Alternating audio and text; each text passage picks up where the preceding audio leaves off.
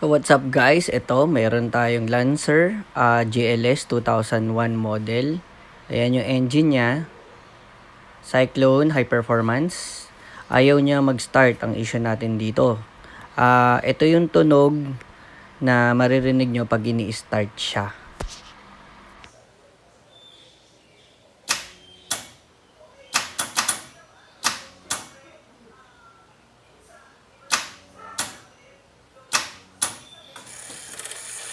So, ayun, ayaw niya mag-start. Kaya, ang ginawa ko, kinuha ko na yung bakal or naganap ako ng bakal na pangpupukpok sa starter o yung, yung bakal na kung saan nakakabit yung starter. Ayan. As you can see, pinupukpok ko na siya.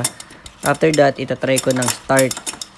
Pero, if ever na hindi pa rin mag-start, itry nyong gawin na habang pinupukpok yan, may nag-i-start sa loob. So, ayun, nag-start naman siya sa ginawa ko. So, nadala ko siya sa electrical shop. Andito kami ngayon, binaklas na nila yung ano. At dyan nga pala located yung starter natin. Ayan, yung tinuturo ko. Yung tornilyo na yan, yan yung nakakabit dun.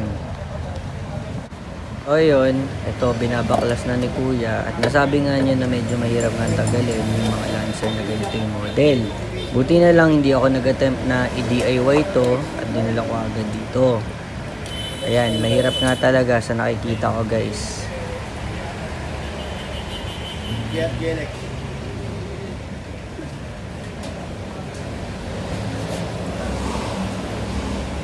At ito, nabaklas na namin at sira daw yung solenoid ng starter namin.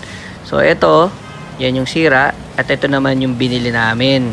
1,200 pesos lang yan.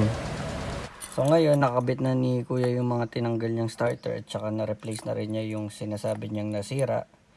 And ayun, itatry na natin. So antayin lang nating mawala yung check engine. Ayan, pwede natin start. Ayun, okay na siya. And ayun, basta tayo.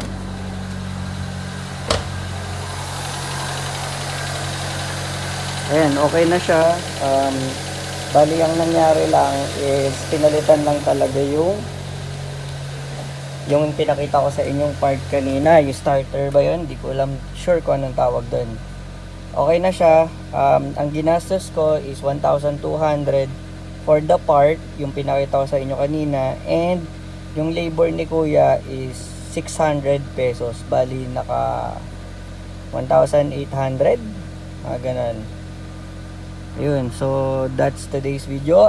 Thanks for watching and see you on my next video guys.